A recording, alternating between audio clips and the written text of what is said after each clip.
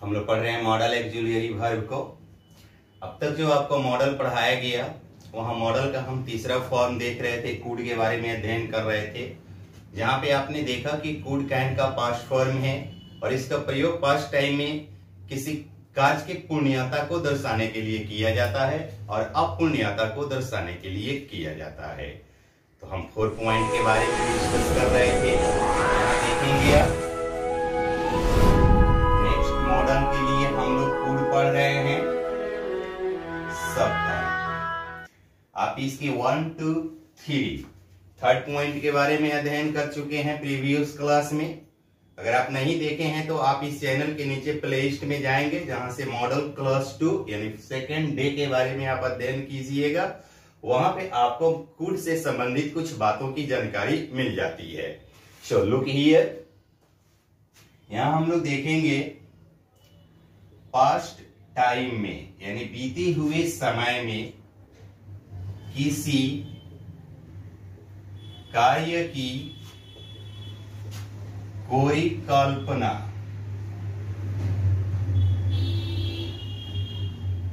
It means unreal condition को दर्शाने हेतु, यानी बीते हुए समय में आप किसी काम को करने के लिए कोई कंडीशन रखे, कंडीशन पूरा नहीं हुआ, कार्य पूरा नहीं हुआ, तो इस तरह के एक्शन को प्रेजेंट करने के लिए हम कुड का प्रयोग करते हैं। अर्थात इसे स्टेप वाइज आप समझेंगे। सबसे पहले हम लोग देख लें स्टेट के बारे में, मतलब जो हम लोग हैं स्टेट कहलाता है। तो इसको इस फॉर्म के अनुसार कोई कल्पना यानी अनरियल कंडीशन को प्रेजेंट करने के लिए स्टेट का बनावट क्या होता है क्लियर करेंगे यहाँ पे। जैसे मान लीजिए यदि मैं अमीर होता तो तुम्हें अमीर बना सकता। इट मीन्स ना मैं अमीर था ना तुम्हें अमीर बना सका। यदि वह महान होता तो हम लोग वहां जा सकते थे। इट मीन्स ना वह महान हुआ ना हम लोग वहां जा सके। तो इस टाइप के जो स्ट्रक्चर होते हैं, सेंटेंस के बनावट होते हैं, इससे अनरियल कंडीशन का बोध होता है। जब आप इसे ट्रांसलेट करेंगे या for written and spoken English ऐसे स्ट्रक्चर का जब यूज करेंगे तो बनावट क्या होता है, लुक हियर।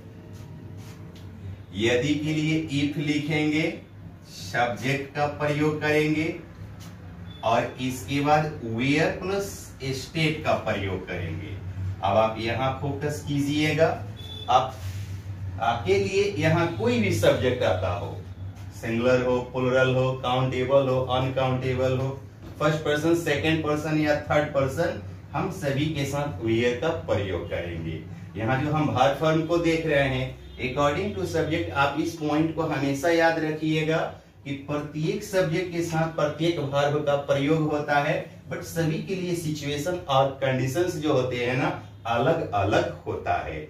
जब हम सब्जेक्ट वर्ब एग्रीमेंट पढ़ेंगे तो वहां तो इसके बारे में डिटेल से हम समझेंगे।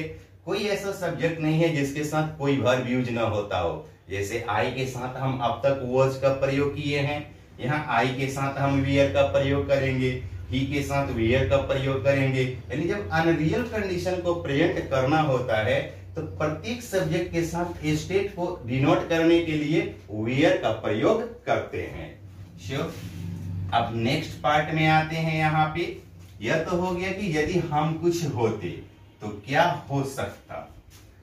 यहाँ सब्जेक्ट का प्रयोग करेंगे, इसके बाद कुड का प्रयोग करेंगे और दो तरह से वर्ब यहाँ यूज किए जाते हैं।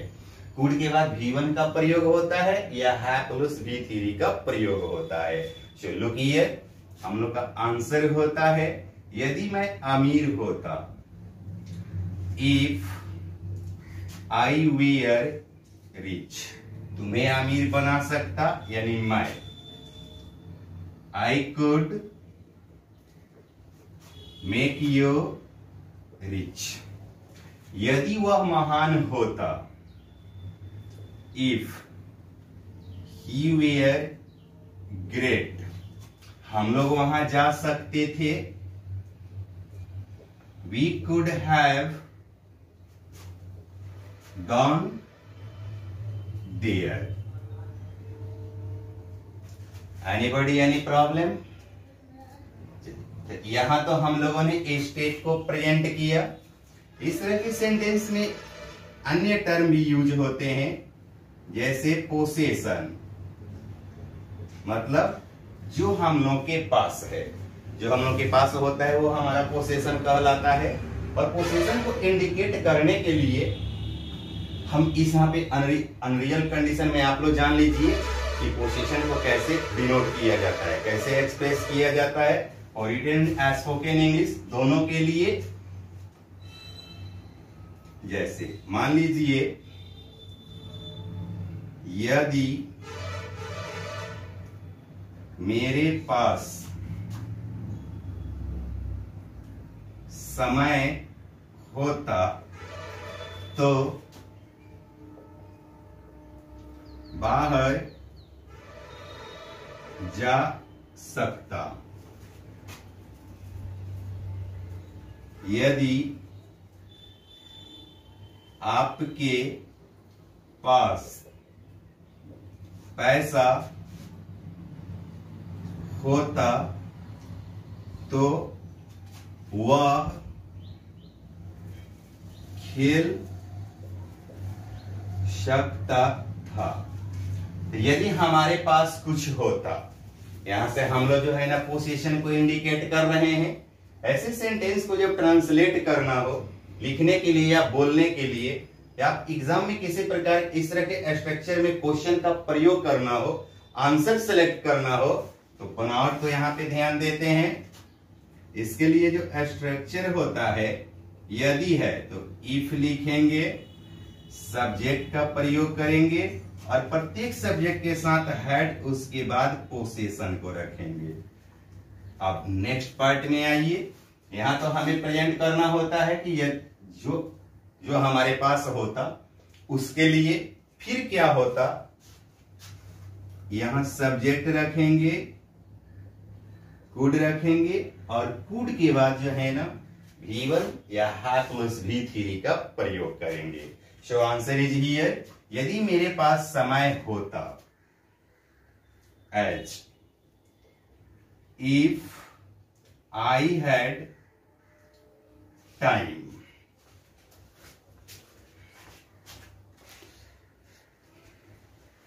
इफ आई हैड टाइम तो बाहर जा सकता, आई कुड गो आउट।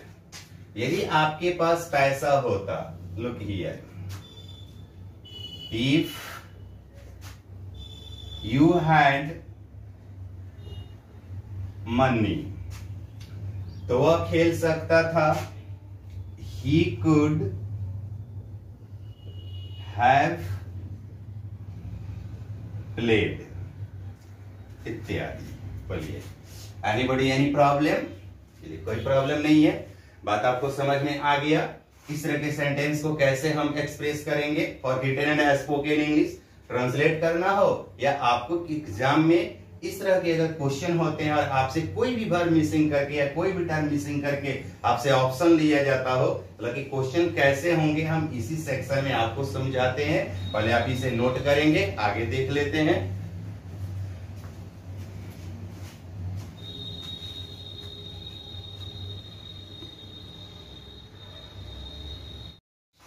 यहां तक हम लोगों ने देखा रियल कंडीशन को दिखाने के लिए और फिर express statement possession. Now look here, यदि सेंटेंस में एक्शन का प्रयोग होता है एक्शन मतलब जो हम लोग करते हैं। एज मान लीजिए यदि वह बाहर गया होता तो पैसा कमा सकता। इट मीन्स ना वह बाहर गया ना पैसा कमाया। यदि हम लोग खेले होते तो भारत मैच जीत सकता था। यह सेंटेंस हुआ यदि वह बाहर गया होता, यानी अगर वह कुछ किया होता, अगर किया होता तो ऐसा होता। तो इस टाइप के जो सेंटेंस होते हैं, जो प्रेजेंटेशन होता है सेंटेंस का, एक्शन का, आप समझेंगे कि यह इस तरह का जो सेंटेंस का प्रेजेंटेशन होता है, यहां से एक्शन का बोध होता है। तो अब तक यहाँ पे हम लोगों ने स्टेट को रखा कि यदि मैं एक राजा होता, हमने यहाँ पे पोजीशन को रखा कि यदि आपके पास पैसा होता, धन या दौलत होता, और हमने अभी यहाँ पे एक्शन को देखा कि यदि वह बाहर गया होता। रूल को फॉलो करते हैं।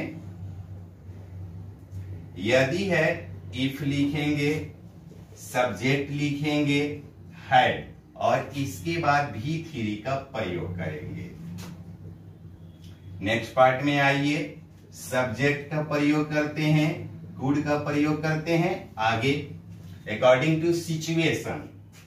सो आंसर हुआ हमारा यदि वह बाहर गया होता, if he had gone out, पैसा कमा सकता, ही कुड अर्न मनी। यदि हम लोग खेले होते, इफ वी हैड प्लेड, तो भारत मैच जीत सकता था, India could have own the match. Anybody any problem? अब आइए क्वेश्चन के टर्म को समझेंगे। यहाँ दो तरह के सेंटेंस हमारे सामने रखे जाते हैं, यानी इस सेंटेंस में जो है ना दो तरह से हम सिस्टम को फॉलो किए, दो पार्ट में जो है ना सेंटेंस का अध्ययन किए हैं। इधर के लिए वर्ब के बनावट कुछ और होते हैं, इधर के लिए वर्ब के बनावट कुछ और होते हैं। इससे रिलेटेड क्वेश्चन आपके टाइम एंड टेंस में भी आता है और मॉडल ऑक्सिलरी में। मॉडल और ऑक्सिलरी से भी सेपरेट, प्राइमरी ऑक्सिलरी से भी सेपरेटेड क्वेश्चन आपसे पूछे जाते हैं। कैसे? तो कुछ क्वेश्चन को यहाँ पे देखिए। If he my boss, I could live there। यहां हमने आपको एक क्वेश्चन दिया, कुछ ऑप्शन रखते हैं, इज, वॉज और were. Now select your answer. If he my boss, I could live there. यदि वह हमारा बॉस होता, मैं वहां रह सकता। क्या यूज करेंगे? बोलो लोग। गुड। वियर का प्रयोग करेंगे। इफ के साथ यदि ए स्टेट को दिखाना होगा विद एनी सब्जेक्ट, वियर के प्रयोग होते हैं। जैसे मान लीजिए Sita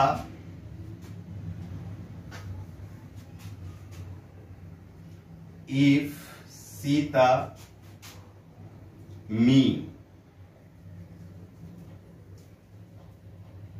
I could pass the examination। भरना है।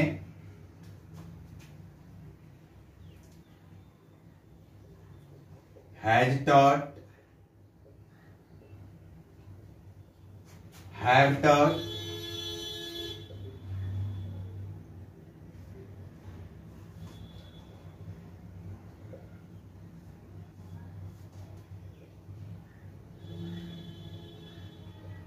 और had taught। Now select your answer. अब देखिए टाइम एंड टेंस में पास्ट परफेक्ट टेंस के लिए एक पॉइंट यहां पे हम लोग नोट करते हैं। यदि सेंटेंस को इफ से शुरू किया जाता हो और यहाँ एक्शन का प्रयोग करना हो, यानी कि यदि किसी सेंटेंस में दो क्लॉज हो और लास्ट क्लॉज जो है ना कुड और वुड से रिलेटेड हो, तो फर्स्ट क्लॉज का वर्ब जो होते हैं वो पास्ट परफेक्ट टेंस का होता है, यानी आपका आंसर हैड थॉट होता है। जैसे मान लीजिए if I had money I give you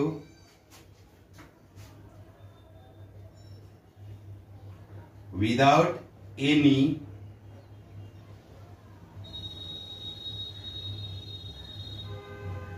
condition. यहां हमको कुछ ऑप्शन देते हैं, कैन, मे और could. Now select your answer. Good. यदि किसी सेंटेंस को इफ से शुरू किया जाएगा तो सेकेंड टर्म के लिए हम पास्ट फॉर्म कुड का प्रयोग करते हैं। यानी यह क्वेश्चन आपकी एक्जुलियरी के लिए भी, प्राइमरी एक्जुलियरी के लिए भी बन सकता है, टाइम एंड टेंस के लिए भी बन सकता है और मॉडल एक्जुलियरी के लिए भी बन सकता है। बोलिए anybody any problem? Okay, write down.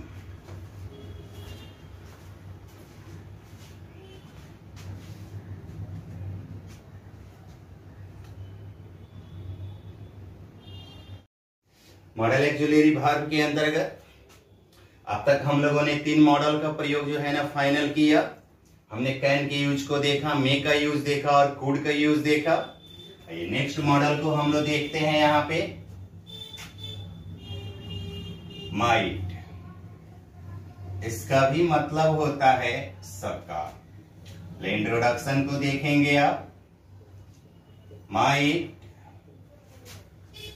मे का पास्ट फॉर्म है। पास्ट टाइम में किसी कार्य की अपूर्णीयता को दर्शाने के लिए, यानी बीते हुए समय में कोई भी ऐसी क्रिया जो अधूरी रह गई उसको दिखाने के लिए हम लोग माइट का प्रयोग करते हैं। हाउ? Look here. जैसे वह बाहर जा सकता था। भारत मैच जीत सकता था। अब देखेंगे ये अपॉन का मतलब हो गया कि बीते हुए समय में आप कोई काम करने का चांस रखते थे लेकिन किसी कारणवश वो काम नहीं हो पाया। अगर किसी कारणवश वो काम नहीं हो पाता है तो इसे अपूर्ण अवस्था हो गया क्रिया का। और इस तरह के सेंटेंस को एक्सप्रेस करने के लिए, प्रेजेंट करने के लिए हम माइट का प्रयोग करते हैं। कैसे? रूल को ऐसे समझ लेंगे आप, सब्जेक्ट रखेंगे, माइट का प्रयोग करेंगे, इसके बाद हैव, V3 और ऑब्जेक्ट का प्रयोग करेंगे। सो आंसर इज हियर, वह बाहर जा सकता था। He might have gone out. Bharat match जीत सकता था। India might have won the match. यहां तक कोई प्रॉब्लम किसी को? कोई प्रॉब्लम नहीं। अब यहां क्लियर करेंगे आप सेम पॉइंट को जो है ना कूड के साथ अध्ययन किए हैं। कि पास्ट टाइम में किसी कार्य की अपूर्ण अवस्था यानी अपूर्णता को दर्शाने के लिए। इट मीन्स यहाँ माइट के बदले हम कुड का भी प्रयोग कर सकते हैं। तो हम यहाँ नोट में इस पॉइंट को नोट कर लेंगे। यहां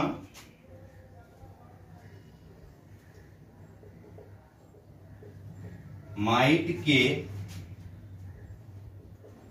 बदले कुड का प्रयोग भी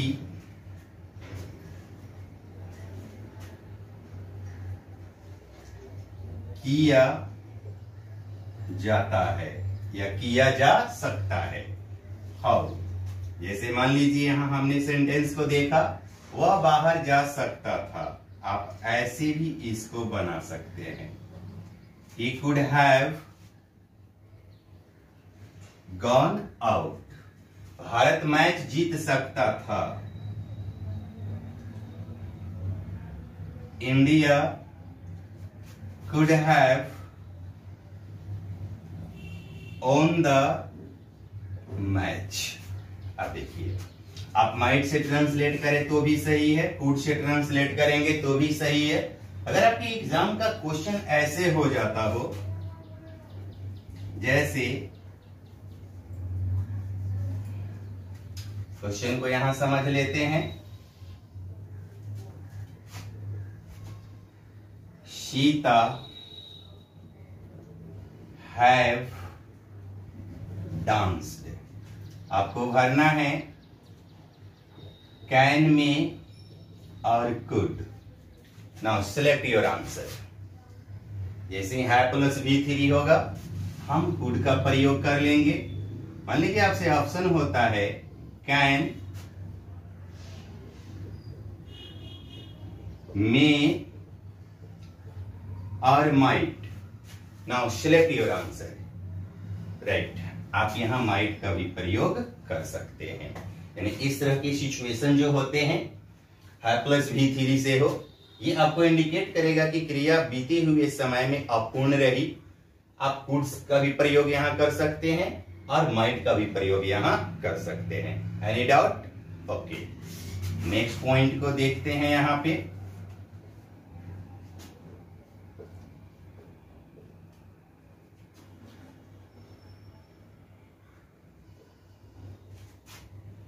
पास्ट टाइम में किसी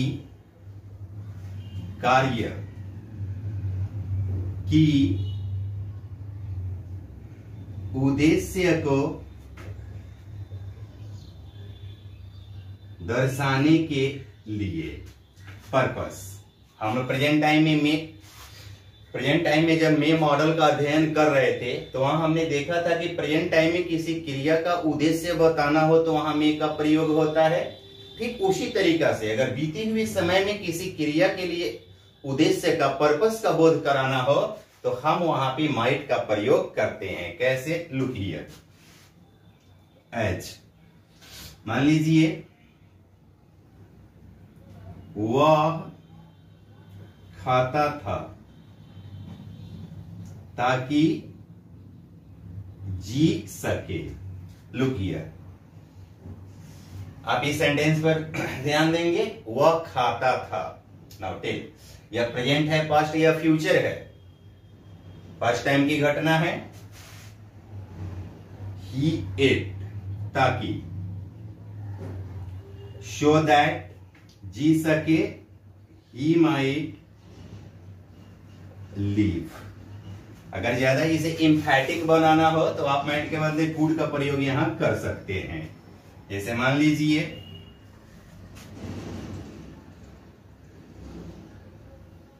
इतना छोड़ के नोट कीजिएगा। भगत सिंह मर गए कि देश आजाद हो सके। अब आंसर को देखेंगे। भगत सिंह डेड, दैट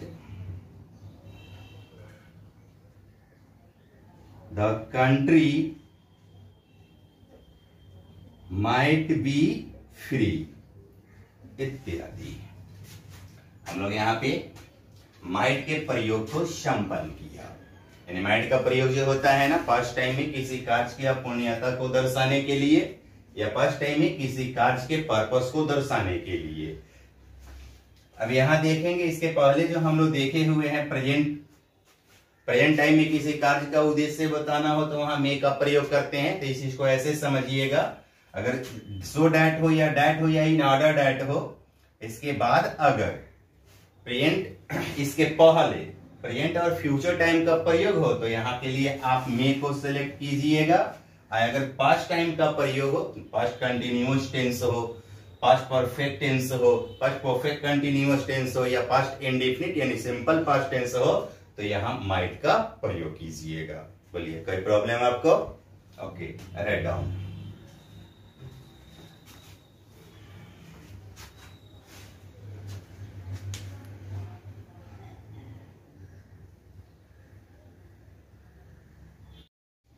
तो यहां तक हम लोगों ने मॉडल ऑक्सिलरी वर्ब में 4 मॉडल के बारे में अध्ययन कर लिए। कैन के बारे में, मे के बारे में, कुड और माइट के बारे में। नेक्स्ट मॉडल को आप देखते हैं यहां पे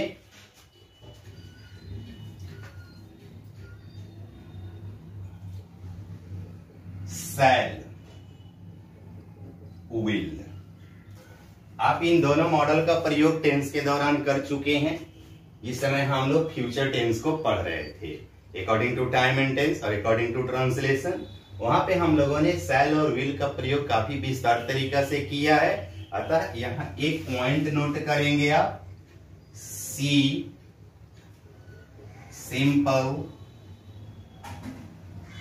future tense, after that should. इसका शाब्दिक अर्थ होता है चाहिए। प्रयोग को देखिएगा, शुड शैल का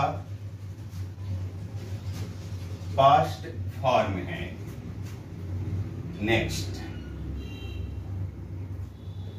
प्रेजेंट टाइम में किसी कार्य की सलाह, चेतावनी व निर्देश को दर्शाने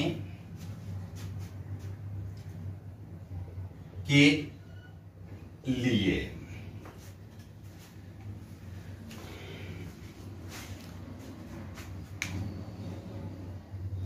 तो देखें, प्रेजेंट टाइम में किसी कार्य की सलाह, चेतावनी, निर्देश को दर्शाने के लिए कैसे, तो यहां देखते हैं एज।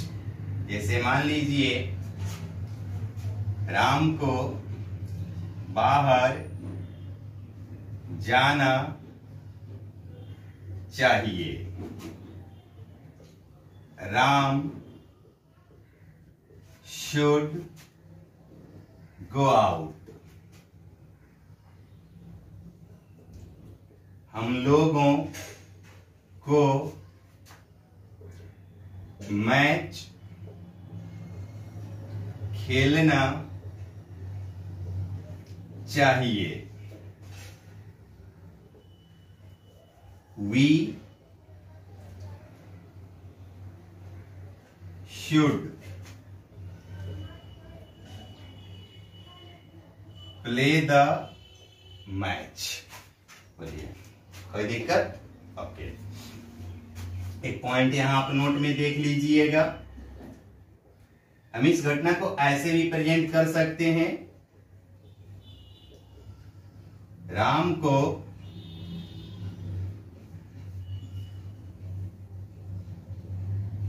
बाहर जाना चाहिए था। Answer is here, Ram should have gone out. अब इस पॉइंट को आप ऐसे समझ लीजिएगा कि जितने भी पास्ट फॉर्म है, जैसे कि शुड पास्ट फॉर्म है, माइट पास्ट फॉर्म है और कुड पास्ट फॉर्म है, जब ये अपूर्णीयता को प्रेजेंट करेगा हिंदी सेंटेंस के अनुसार, अगर अंत में था के थी ले लेता हो, ये जब सेंस हम प्रेजेंट करेंगे तो अपूर्णीयता, जैसे है कि राम को बाहर जाना चाहिए था, इट मीन्स राम बाहर नहीं गया, कहने का मतलब ये है। तो जब भी अपूर्णीयता के बारे में हमें डिस्कस करना होगा तो कुड, माइट, हैव, कुड हो, माइट हो, शुड हो, हैव प्लस बी थ्री का प्रयोग कर लेते हैं। जैसे आपने देखा हम लोग को मैच खेलना चाहिए, अगर इसको हम लोग ऐसे प्रेजेंट कर लें, हम लोगों को मैच खेलना चाहिए था, तो आंसर ले लीजिए, we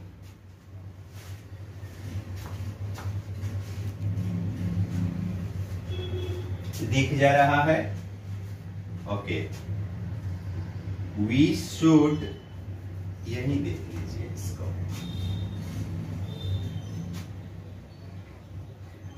we should have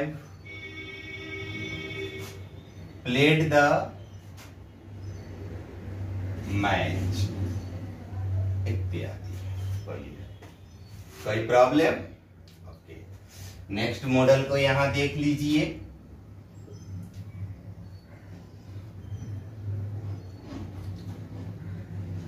must मतलब होता है अवश्य चाहिए, प्रेजेंट टाइम में किसी कार्य की जोरदार सलाह,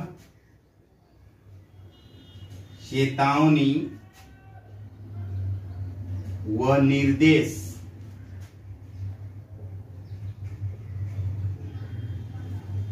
को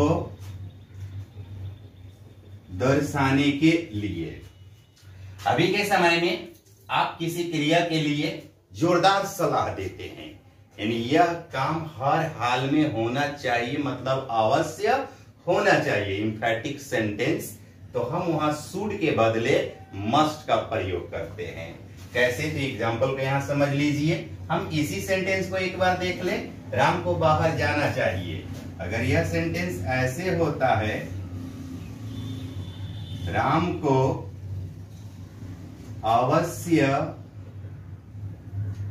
बाहर जाना चाहिए, अवश्य, आंसर हुआ आपका राम मस्ट गो आउट, उसे अवश्य ईमानदार होना चाहिए, ही मस्ट बी ऑनेस्ट इत्यादि। तो इस क्रम में हम लोगों ने 8 मॉडल को आउट ऑफ 11, मॉडल 11 होता है, जिसमें आपने 8 मॉडल का प्रयोग जो है ना बड़ी अच्छे तरीका से समझा, कैसे प्रश्न पूछेंगे, कैसे आपको आंसर देने होंगे, आप अपने एग्जाम में किस तरह से समझेंगे कि यहाँ पे किस प्रकार का खास मॉडल यूज होगा, इसके बारे में हम लोग बाद में भी डिस्कस करेंगे। ऐसे तो प्रत्येक मॉडल के साथ हम लोग एक एक क्वेश्चन को सॉल्व करते ही चल रहे हैं, आपको सिर्फ ध्यान देते रहना है कि कब कहाँ किस मॉडल का प्रयोग करते हैं। इसके बाद जो भी क्लासेस आपका होगा वो सब मॉडल से रिलेटेड जितने भी क्वेश्चंस होंगे हम उसमें एक एक मॉडल के प्रयोग को फिर से दोबारा जो है ना एडजस्ट करेंगे यानी समझेंगे। आज की आपकी क्लास यहाँ तक समाप्त होता है, जिसमें हम लोगों ने 8 मॉडल का प्रयोग किया। नेक्स्ट मॉडल हम नेक्स्ट क्लास में मिलते हैं आपसे। बस बने रहेंगे आप इस सेक्शन के साथ, इस चैनल के साथ। आपको सारी प्रॉब्लम जो रिलेटेड है मॉडल से, वो सब धीरे धीरे सब प्रॉब्लम जो है ना आपका सॉल्व होता चला जाएगा। Okay, write down.